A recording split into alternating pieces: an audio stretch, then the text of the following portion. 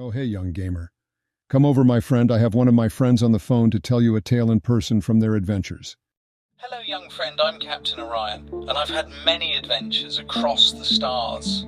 Tonight, I want to tell you about one of my favourite journeys. A few nights ago, I was cruising through the constellation of Lyra aboard my trusty spacecraft, the Star Wanderer. My ship sparkled with cosmic dust, and its engines hummed softly as we glided through the velvet darkness of space. I had just received a curious signal from a distant, uncharted planet called Celestia, known for its shimmering skies and floating islands. When I arrived, I saw that Celestia was not quite as I expected. Its skies, usually filled with sparkling lights, were dim, and the floating islands seemed to be losing their glow. The Celestians, who were gentle beings made of stardust, looked worried. They told me that their great star crystal, which kept their world bright, had lost its magic. Determined to help, I put on my spacesuit and took a closer look at the great star crystal. It was enormous, about the size of a moon, and it was encased in a delicate web of light strands, but the light was flickering weakly, as though it was struggling to stay alive. With a little tinkering and a lot of care, I found the problem. A hidden crack in the crystal was causing the light to fade. I used my special repair tools and a bit of cosmic glue to mend the crack. But I knew that wasn't enough. I needed something extra to restore the crystal's full brilliance. Then I remembered something I had learned on my travels, a tale about the Starlight Storybook, a legendary artifact said to contain stories that could rekindle the light of any star. I reached into my ship's library and found an ancient, glowing book that I had brought back from a previous adventure. I opened the Starlight Storybook and began to read aloud. The stories were magical, filled with adventures, heroes, and far-off lands. As I read, something incredible happened. The great star crystal began to respond. Its light grew stronger and more vibrant with each story.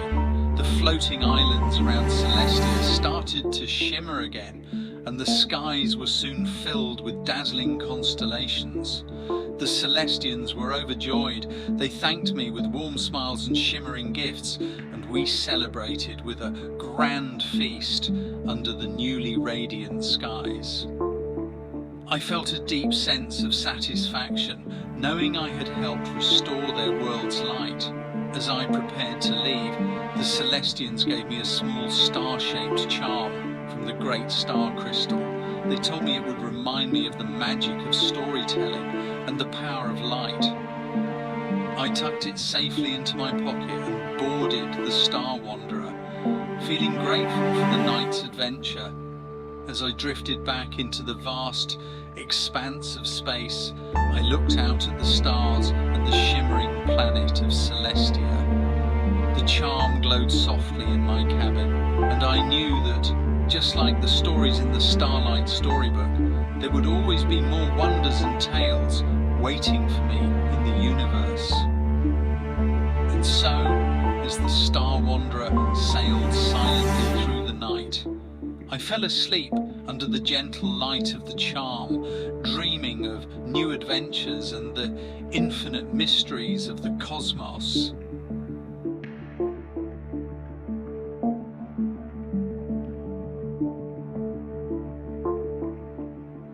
We'd been drifting near the edge of a dark nebula, a region where no stars shone and the light of distant galaxies was faint. The Star Wanderer was quiet, her systems on low power, allowing us to float in the stillness of space while we charted the strange gravitational anomalies around us. I sat at the helm, staring into the vast expanse, feeling the hum of the ship beneath me, a subtle, reassuring sound that reminded me we were never truly alone out here. The crew had long since retired to their quarters, leaving just me and the Star Wanderer. I often stayed up late, feeling most connected to the ship during these silent moments when the universe seemed to pause. I reached out to the control panel and tapped into the ship's AI core. "How's the starboard engine holding up, Star Wanderer?" I asked. I often spoke to the ship as if it were a living thing, and after so many years together, it almost felt that way. The ship responded in her usual, calm voice. "Starboard engine is operating at 98.7% efficiency, Captain. Minor fluctuations, but well within parameters. No immediate concerns." Her voice was soothing, a soft tone that I'd chosen long ago. The Star Wanderer had been with me since the beginning, a ship that had become my second skin, her AI core programmed to learn and adapt, not just to space, but to me. "Good," I said, leaning back. We've come a long way, haven't we?" Her response was immediate, but it felt almost thoughtful. "We have explored 12 star systems, catalogued 18 new celestial bodies, and made first contact with 3 sentient species. And, Captain, we are just getting started." I chuckled, appreciating her optimism. "Any anomalies nearby?" "None detected within immediate range. However, the nebula ahead continues to exhibit unusual gravitational patterns. It would be prudent to investigate further." I tapped the console, bringing up the nebula's readings on the screen. It was a swirling mass of dark gases, invisible to the naked eye, but detectable by our instruments. Something about it seemed off. Nebulae don't typically pull in gravity like this. "Let's take a closer look," I said, engaging the thrusters and setting a course deeper into the nebula. As we moved closer, I could feel the Star Wanderer respond, her thrusters adjusting automatically, compensating for the strange pull of gravity that seemed to warp space around us. The ship had always been reliable, her systems sharp and responsive. She was more than just a vessel. She was my partner, navigating the unknown alongside me. Suddenly, the ship's AI voice interrupted my thoughts. "Captain, I am detecting an energy surge. A large gravitational anomaly is forming ahead. It is unstable." I tightened my grip on the controls. "Hold steady, Star Wanderer. Prepare to engage reverse thrusters if necessary." The ship's engines hummed as we approached the source of the anomaly. Then, without warning, space itself seemed to ripple, and a massive structure materialized before us. It was unlike anything I'd ever seen, a colossal ancient station suspended in the void, half hidden by the swirling gases of the nebula. "Star Wanderer, what are we looking at?" The ship paused for a moment, scanning the structure. "It appears to be an ancient space station, Captain. Unknown origin. No life signs detected, but the structure is still operational.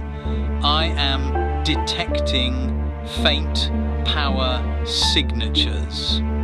Curiosity got the better of me. "Bring us in closer." As we moved toward the station, the gravitational anomaly seemed to stabilize, as if the station itself was controlling the forces around it. We docked at what appeared to be a landing bay, and I suited up, ready to explore. I stepped into the heart of the station, my pulse quickening as the lights around me flickered to life. Ancient symbols lined the walls, glowing softly, as if the station itself had been waiting for someone to arrive. And in the center, a massive device, humming with power, stood waiting. "Star Wanderer," I said into my comm, "I think we've just found something incredible." And together, as always, the Star Wanderer and I prepared to uncover the next great mystery of the stars. I hope this story carries you to a journey of epic dreams of adventure and happiness, and sleep tight, my gamers.